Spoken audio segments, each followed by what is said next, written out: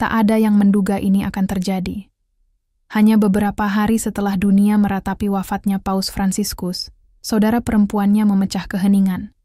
Dan apa yang dia ungkapkan membuat bahkan umat Katolik yang paling setia pun terdiam tanpa kata. Kebenaran tersembunyi, kenangan penuh emosi, dan sisi Paus Fransiskus yang belum pernah dikenal dunia hingga saat ini. Ketika penghormatan mengalir dari seluruh penjuru dunia setelah kepergian Paus Fransiskus, banyak yang mengira mereka sudah tahu segalanya tentang pemimpin gereja Katolik yang tercinta itu. Namun tiba-tiba, tanpa diduga, saudara perempuannya, Maria Elena Bergoglio, maju ke depan. Selama bertahun-tahun, dia tetap diam, jarang berbicara kepada media, dan menjaga pikirannya tetap pribadi, jauh dari sorotan publik. Namun ada sesuatu tentang kematian saudaranya yang mendorongnya untuk angkat bicara. Dan apa yang dia bagikan bukan hanya menyentuh hati, tetapi juga membuka mata, penuh emosi, dan dalam beberapa hal kontroversial. Dalam video ini, kita akan menjelajahi semua yang diungkapkan Maria Elena, termasuk detail tentang hari-hari terakhir saudaranya, penyesalan pribadi, kisah-kisah yang belum pernah diceritakan dari masa kecil mereka di Argentina, dan tekanan yang dia hadapi di balik tembok Vatikan. Kami juga akan membahas bagaimana gereja merespons penghormatan emosionalnya, bagaimana reaksi publik, dan mengapa kata-katanya memicu begitu banyak perbincangan di seluruh dunia. Tetaplah bersama kami, karena semakin dalam kita menyelami, Anda akan mendengar beberapa kebenaran tak terduga tentang Paus Fransiskus. Kebenaran yang menantang citra rapi yang telah melekat pada dirinya selama bertahun-tahun. Percayalah, apa yang dikatakan Maria Elena di akhir pernyataannya membuat ruangan itu sunyi senyap. Mari kita mulai. Selama lebih dari 1 dekade, Maria Elena Bergoglio, satu-satunya saudara kandung Paus Fransiskus yang masih hidup, memilih hidup jauh dari sorotan publik. Sementara saudaranya, yang lahir dengan nama Jorge Mario, naik menjadi salah satu tokoh agama paling dikenal di dunia, Maria Elena tetap tinggal di Argentina, hidup tenang, jarang menerima wawancara, dan tidak pernah mencoba mengambil keuntungan dari ketenaran saudaranya. Namun setelah wafatnya Paus pada usia 88 tahun, sesuatu di dalam dirinya berubah. Dia merilis sebuah pernyataan yang tidak diatur oleh pejabat Vatikan maupun disaring oleh media gereja. Pernyataan itu mentah, jujur, dan sangat pribadi. Dalam pernyataan televisi pertamanya sejak kepergian Paus, Maria Elena berkata, "Bagiku, dia bukan hanya seorang Paus. Dia adalah Jorge, saudaraku, anak laki-laki yang mengejar anjing di halaman, yang membuatku tertawa ketika aku sakit, dan yang menangis pada malam ayah kami meninggal." Dia berhenti sejenak, lalu menambahkan sesuatu yang mengejutkan para wartawan. "Aku tidak pernah ingin dia menjadi paus. Itu mengorbankan kami lebih dari yang dunia akan pernah tahu." Kalimat itu saja sudah memunculkan banyak tanda tanya. Apa? Maksudnya, apa yang telah mereka korbankan? Dan mengapa dia tidak pernah mengatakannya sebelumnya? Dalam hari-hari berikutnya, para jurnalis dan umat yang setia mulai menggali lebih dalam. Apalagi yang telah disembunyikan Maria Elena selama ini, dan mengapa dari semua momen dia memilih berbicara sekarang, namun itu baru permulaan. Apa yang dia ungkapkan selanjutnya menjadi berita utama di seluruh dunia. Dan itu bukan tentang politik gereja atau teologi. Itu tentang keluarga, pengorbanan, dan kebenaran yang mungkin akan menantang warisan pria yang dipuja jutaan orang. Tetap bersama kami, karena bagian berikutnya akan mengubah segalanya yang Anda pikir Anda tahu tentang Paus Fransiskus. Maria Elena tidak hanya berbicara dari kesedihan, dia berbicara dari ingatan. Dan saat dia terus berbagi, dunia mendapatkan sekilas langkah di balik tirai formalitas Vatikan, dan ke dalam masa kecil pria yang kelak akan menjadi Paus Jorge. Mario Bergoglio, jauh sebelum mengenakan jubah putih, adalah seorang anak laki-laki yang penasaran dan introspektif yang tumbuh di Buenos Aires. Maria menggambarkannya sebagai anak pendiam, tetapi sangat protektif. Bahkan saat masih kecil, dia membawa beban di pundaknya, seolah-olah dia memikul sesuatu yang lebih besar dari dirinya, kenangnya. Namun apa yang kebanyakan orang tidak tahu adalah bahwa, sebelum gereja, Ada seseorang lain yang membentuk jiwanya. Dia berbicara tentang nenek mereka, Rosa, seorang wanita saleh dengan kompas moral yang kuat dan pendapat yang bahkan lebih kuat. Menurut Maria, Rosa menanamkan api spiritual dalam diri Jorge yang menyala untuk keadilan, kasih sayang, dan penebusan. Namun disinilah cerita mengambil tikungan tak terduga. Maria mengungkapkan bahwa sebagai anak-anak, mereka mengalami trauma pribadi yang mendalam yang Jorge bawa bersamanya hingga ke Roma. Ada sebuah insiden dalam keluarga kami yang membuat kami semua hancur, katanya. Itu adalah pengkhianatan, bukan dalam iman, tetapi dalam darah. Jorge yang paling terpukul. Apa sebenarnya pengkhianatan itu? Menurut Maria, itu berkaitan dengan ayah mereka dan sebuah kebenaran tersembunyi yang ditutup-tutupi selama puluhan tahun. Sebuah keluarga, yang dirahasiakan. Dia berhenti untuk tidak menyebutkan nama, tetapi mengatakan bahwa Jorge mengetahuinya saat berusia sekitar 12 tahun. Dan sejak saat itu, kepolosannya hilang. Dia menjadi terobsesi dengan kebenaran, mungkin sebagai upaya untuk membersihkan dosa-dosa orang yang paling dia cintai. Dan inilah bagian yang paling mengejutkan. Maria mengklaim bahwa dinamika keluarga tersembunyi ini sangat memengaruhi keputusan Jorge untuk menjadi imam. Dia tidak lari kepada Tuhan karena merasa terpanggil. Dia lari karena mencoba melarikan diri dari rasa malu, katanya dengan nada khidmat. Pengungkapan itu mengejutkan baik para orang dalam Katolik maupun para pengikut lama. Tiba-tiba, citra Paus Fransiskus sebagai pria yang rendah hati dan penuh pengorbanan mendapatkan makna baru. Bagaimana jika kerendahannya bukan hanya kebajikan, tetapi juga bentuk penebusan pribadi? Kata-kata Maria menyentuh saraf, bukan hanya karena apa yang dikatakannya tentang pria itu, tetapi karena apa yang diisyaratkannya tentang beban yang dia bawa.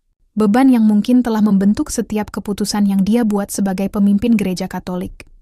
Dan tepat ketika publik mengira mereka telah mendengar bagian yang paling mengejutkan, Maria memberi petunjuk bahwa masih ada lebih banyak lagi. Sesuatu yang, katanya, gereja lebih suka aku tidak pernah bicarakan. Jadi apa itu?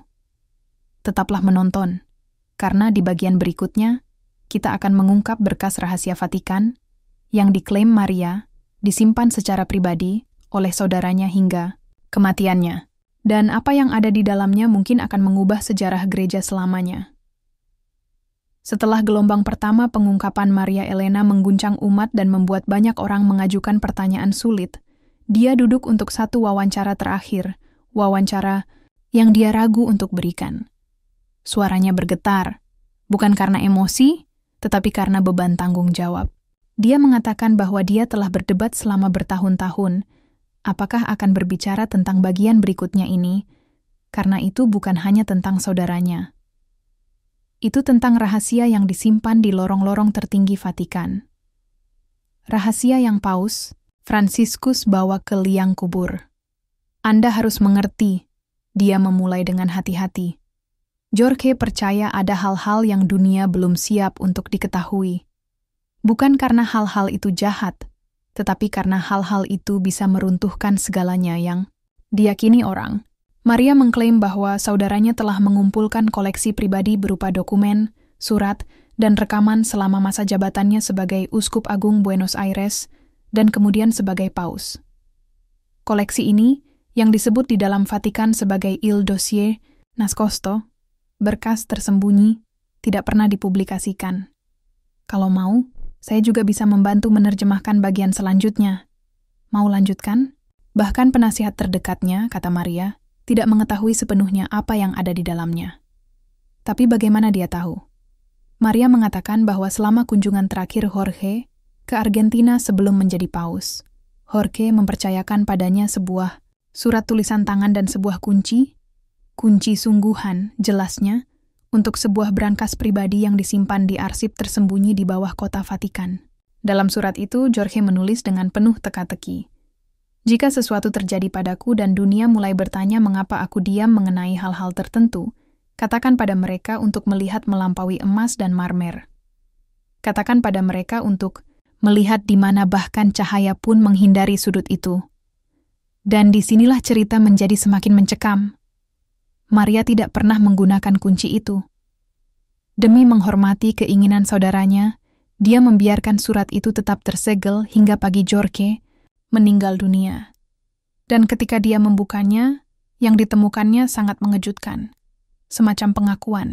Dengan tulisan tangannya sendiri, Jorge mengakui telah menemukan sesuatu yang mengguncang imannya hingga ke akar.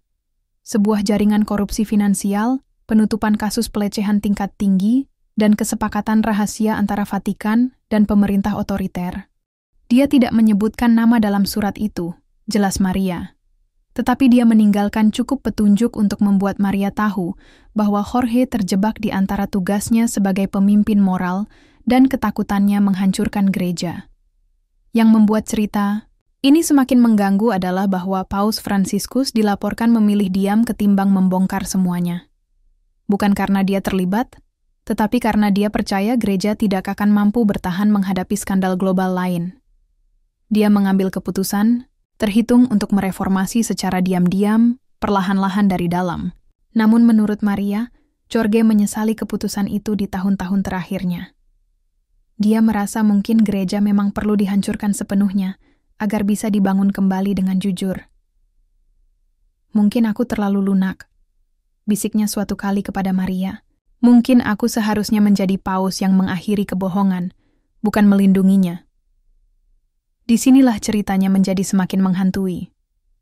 Maria mengungkapkan bahwa dalam minggu-minggu sebelum kematiannya, Jorge mencoba mengatur agar dokumen-dokumen itu dirilis setelah kematiannya, tetapi sesuatu atau seseorang ikut campur.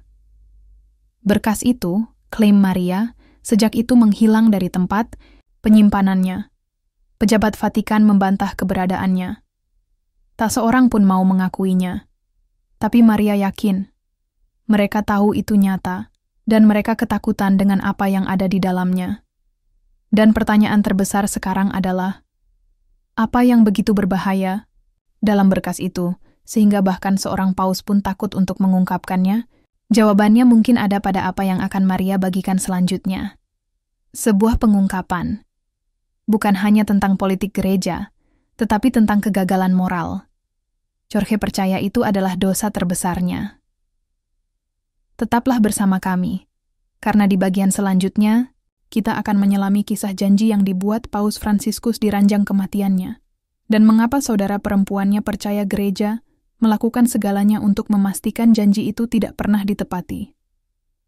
Saat dunia menyaksikan prosesi pemakaman, Paus Fransiskus yang hikmat, hanya sedikit orang yang tahu bahwa beberapa hari sebelum kepergiannya, dalam cahaya redup ruang pribadinya, dia berbisik sesuatu yang mengguncang Maria Elena. Menurutnya, jam-jam terakhir Jorge tidak hanya dihabiskan untuk refleksi atau doa. Ada rasa mendesak. Ada satu misi terakhir yang ingin dia selesaikan. Satu kebenaran terakhir yang ingin dia pastikan tidak ikut mati bersamanya. Maria mendekat dan berkata padanya, "Kau sudah melakukan semua yang kau bisa. Kau telah memikul beban yang tak seharusnya dipikul siapapun. Sekarang lepaskanlah." Tapi Jorge, lemah, pucat, dan rapuh, menggenggam tangannya dan mengatakan sesuatu yang takkan pernah dia lupakan. Jorge berbisik, "Janji padaku kau akan memberitahu mereka, bukan hanya tentang dokumen itu, tapi juga tentang anak-anak." "Anak-anak apa?" Maria bingung. Tapi Jorge, dengan suara nyaris tak terdengar, bergumam, "Mereka yang tak pernah dihitung. Mereka yang telah gagal dilindungi gereja. Mereka yang tak sempat kuselamatkan." Maria mengatakan itu adalah momen paling rapuh yang pernah dia saksikan dari saudaranya. Dia adalah paus, pemimpin gereja Katolik sedunia. Namun pada saat itu, dia lebih mirip seorang imam yang terbebani ketimbang pemimpin penuh kuasa. Maria menggambarkannya sebagai momen di mana semangat Jorge benar-benar hancur. Yang dia maksud adalah sesuatu yang terkubur jauh, di bawah lapisan keheningan dan ketakutan institusional. Menurut Maria, Jorge telah menghabiskan bertahun-tahun mencoba mengungkap apa yang dia sebut sebagai tragedi sunyi, kasus pelecehan dan perlakuan buruk yang tidak pernah didokumentasikan, tidak pernah terungkap, karena terjadi di misi-misi terpencil, paroki-paroki miskin, atau bagian dunia yang dianggap gereja terlalu berisiko untuk ikut campur. Banyak dari korbannya adalah anak-anak dari negara-negara berkembang. Jorge percaya mereka dilupakan, bukan hanya oleh dunia, tetapi juga oleh gereja yang seharusnya melindungi mereka. Dia mengatakan padaku bahwa ada seluruh berkas yang tidak pernah dicatat, ungkap Maria. Kasus-kasus yang diperintahkan untuk dikubur oleh para uskup, suap yang dibayarkan untuk membungkam saksi, dan imam-imam yang diam-diam dipindahkan alih-alih dimintai pertanggungjawaban. Jorge mencoba membuka kembali beberapa kasus ini. Namun setiap kali dia menghadapi perlawanan, tidak hanya dari dalam Vatikan, tetapi juga dari keuskupan-keuskupan lokal yang lebih takut pada skandal ketimbang pada keadilan. Dan inilah bagian yang paling ingin saya piupal. Maria mengatakan Jorge menyalahkan dirinya sendiri. Dia berkata, "Aku ingin melindungi iman, tetapi akhirnya aku justru melindungi sistem."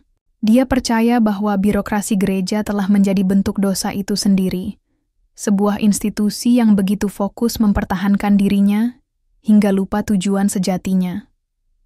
Belas kasih, keadilan, dan kebenaran. Lalu, dengan sedikit kekuatan yang tersisa, dia memberikan Maria sebuah rosario kecil dari kayu.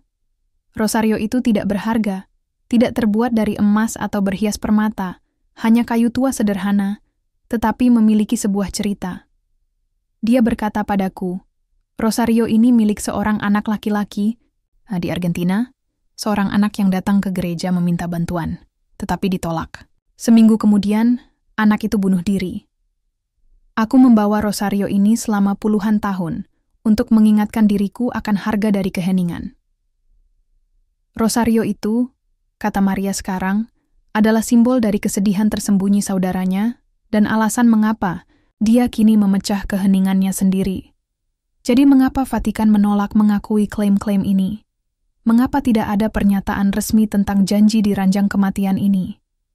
Maria mengatakan alasannya karena jika dunia mulai menggali kasus-kasus yang terkubur itu ke dalam berkas-berkas tidak resmi itu, kerusakannya akan tak terpulihkan. Dia percaya ada orang-orang di dalam Vatikan yang ingin menjaga warisan Jorge tetap bersih. Seorang paus reformis yang tersenyum dan telah berusaha sebaik mungkin. Tetapi Jorge sendiri, di momen-momen terakhirnya, ingin seluruh kebenaran diketahui. Bahkan jika itu menghancurkan citra yang selama ini berusaha mereka lindungi. Dan sekarang, kata Maria, dia berada di persimpangan jalan. Menghormati keheningan gereja, atau menghormati kebenaran saudaranya. Apa yang dia lakukan selanjutnya bisa mengguncang dunia Katolik.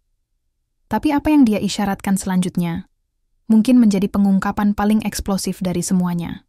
Nantikan di bagian berikutnya, apa yang diklaim Maria dia ketahui tentang pria yang diperkirakan akan menggantikan Paus Fransiskus, dan kesepakatan rahasia yang konon dibuatnya jauh sebelum kematian Jorge. Saat lonceng berdentang di seluruh kota Vatikan dan asap putih kembali mengepul ke langit, menandakan awal dari era baru, hanya sedikit orang di luar lingkaran dalam yang mengetahui apa yang telah diatur di balik layar. Menurut Maria Elena Bergoglio, satu-satunya saudara kandung Paus Fransiskus yang masih hidup, saudaranya sudah lama khawatir tentang siapa penerusnya. Bukan karena perbedaan doktrin, tetapi karena perjanjian rahasia yang diduga terjadi ketika Fransiskus masih hidup. Maria mengatakan inilah bagian yang paling menakutinya. Dalam salah satu percakapan terakhir mereka, Jorge mengungkapkan sesuatu yang mengganggu. Dia berkata, mereka sudah memilihnya, dan dia berjanji akan diam. Maria bingung. Siapa mereka, itu dan diam seperti apa yang harus ditepati paus baru ini? Saat itulah Jorge memberitahunya satu nama. Kardinal Matteo Tedesco. Sosok yang sedang naik daun di Kuria Roma, terkenal karena karismanya, kefasihan bicaranya, dan kepiawaian politiknya. Namun di balik citra mengilap itu, Jorge mencurigai sesuatu yang jauh lebih berbahaya. Menurut Maria, Jorge menemukan korespondensi yang menunjukkan bahwa Tedesco telah memberikan janji pribadi kepada beberapa faksi paling berkuasa di Vatikan. Janji bahwa jika dia menjadi paus, dia tidak akan melanjutkan penyelidikan atas apa yang disebut sebagai berkas-berkas yang belum dibuka, terutama yang berkaitan dengan kasus-kasus pelecehan dari akhir 1980-an hingga awal 2000-an di Amerika Selatan, sebagian Afrika, dan Eropa Timur. Kasus-kasus inilah yang coba dibongkar Paus Fransiskus di tahun-tahun terakhirnya. Dan kasus-kasus inilah yang terus-menerus dihalangi oleh pejabat tinggi gereja. Jorge berkata padaku, mereka ingin sejarah melupakan apa yang terjadi. Tapi kalau Tedesco jadi paus, mereka bukan hanya melupakan, mereka akan menghapus semuanya. Maria tidak mau mempercayainya. Bagaimanapun, gereja telah menjalani dekade penuh pengawasan publik atas skandal pelecehan.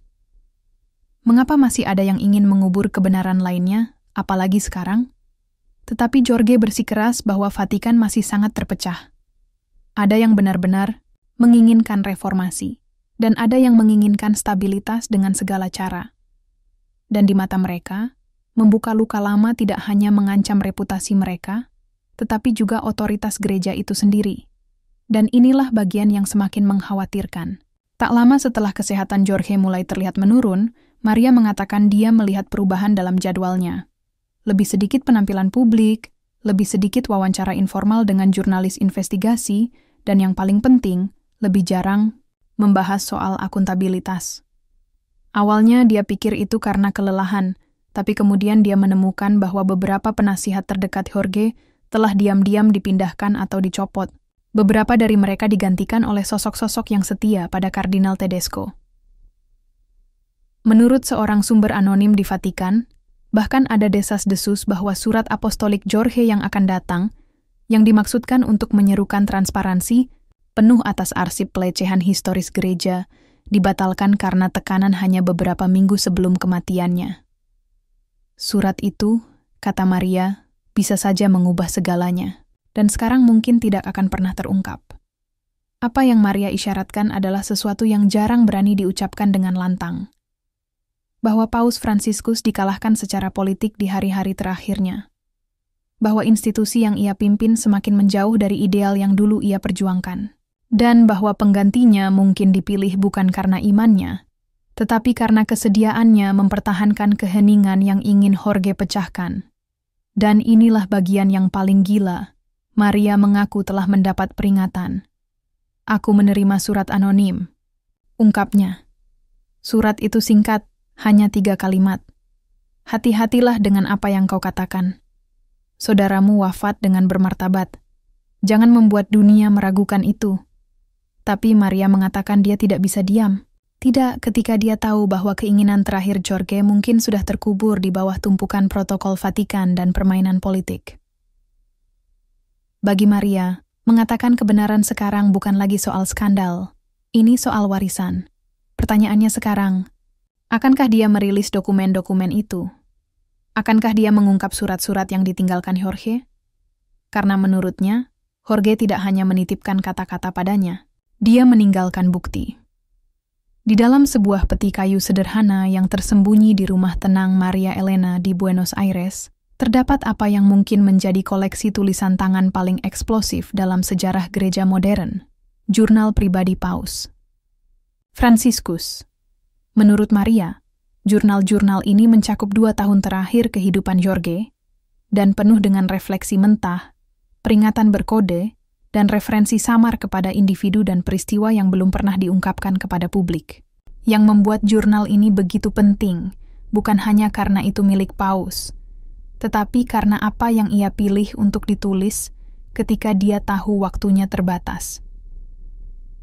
Maria mengatakan Jorge mulai menulis jurnal setiap hari tak lama setelah masalah kesehatan besar yang membuatnya dirawat di rumah sakit pada 2023.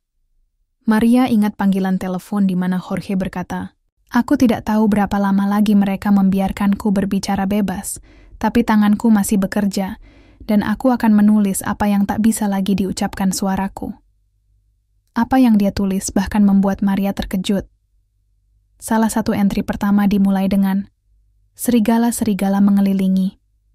Diamku bukan lagi kedamaian.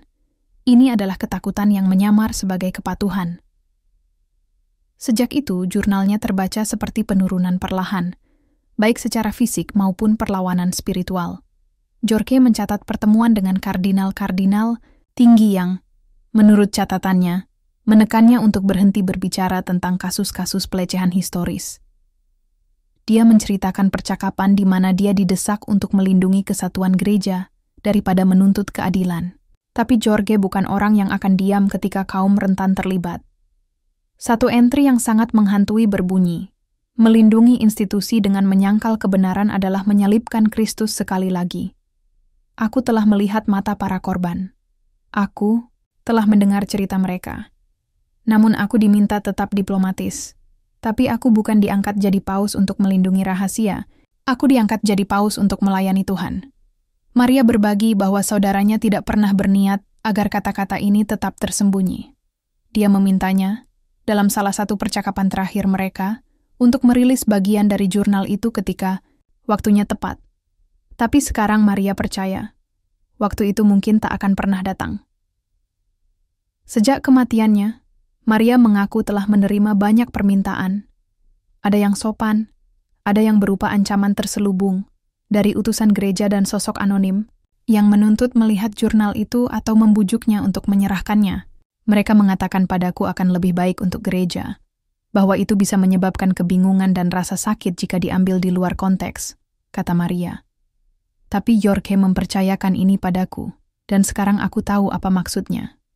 Kebenaran akan selalu membawa ketidaknyamanan sebelum mendatangkan penyembuhan. Dan inilah bagian yang benar-benar membuat merinding. Entry terakhir di jurnal itu bertanggal hanya 3 hari sebelum kematiannya. Isinya singkat, hampir seperti ucapan selamat tinggal, tapi juga peringatan. Jika ini napasku yang terakhir, jangan biarkan sia-sia. Seorang gembala tak boleh takut pada gelap, karena serigala melolong paling keras saat mereka merasakan datangnya fajar. Maria belum merilis jurnal itu sepenuhnya, tetapi dia telah mengizinkan beberapa jurnalis melihat halaman-halaman terpilih. Salah satunya adalah jurnalis investigasi Italia, Luca Morelli, yang menggambarkan tulisan-tulisan itu sebagai potret paling memberatkan tentang perlawanan internal Vatikan yang pernah kulihat. Dia mengatakan jika jurnal itu terautentikasi, sepenuhnya itu akan memicu perdebatan tidak hanya di dalam gereja Katolik, tetapi juga di kalangan umat di seluruh dunia. Dan disinilah cerita menjadi semakin intens. Menurut Maria, ada lebih dari sekadar jurnal itu.